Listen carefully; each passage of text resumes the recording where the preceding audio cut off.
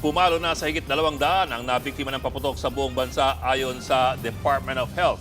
Higit 6 na po dyan ay mga bagong kaso lamang ngayong unang araw ng 2026. Hindi magkamayaw ang ilang ospital sa pagdating ng mga pasyente na ang iba ay matinding nasabugan ng paputok kahit nanonood lang. Nasa frontline ng balitang yan si Mon Gualvez.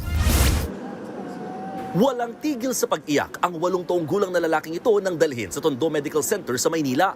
Ang kamay niya kasi nasabugan ng sinindihang 5-star. Ang 16 anyos naman na ito may benda sa kamay matapos masabugan ng kabase.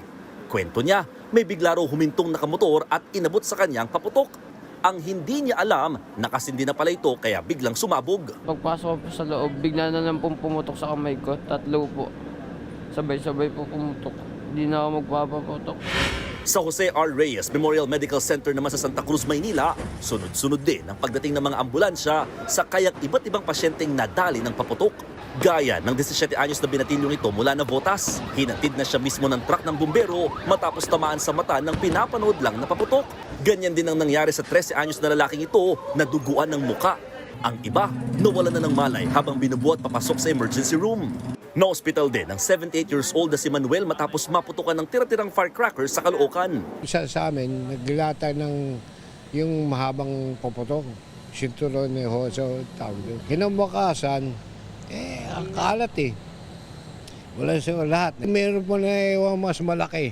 Biglang sumabog. Bakit?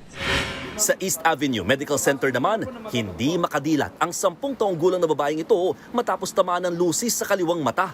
Ang 9 years old naman na ito, nagtamo ng pahaso sa mukha matapos maputukan ng inipong pulbura. Ang babaeng ito nga, akay na ng magulang matapos tamaan ng fountain sa noo.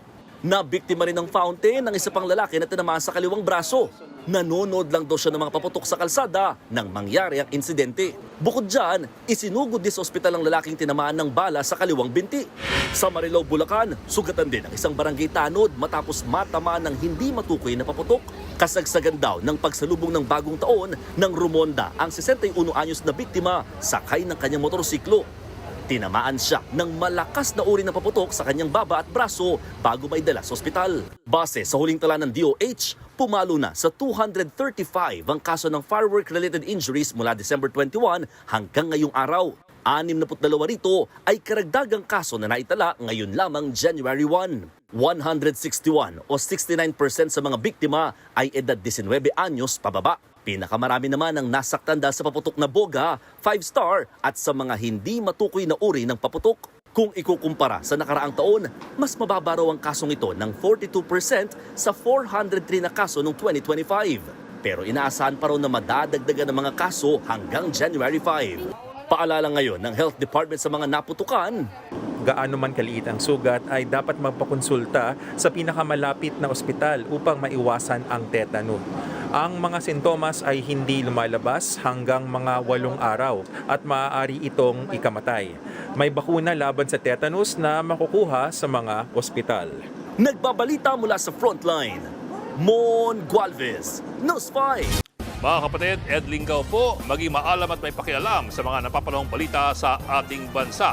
Para sa mas malilimang pagtalakay at paghimay sa mga issue at headlines, mag-follow at mag-subscribe sa social media pages ng News 5.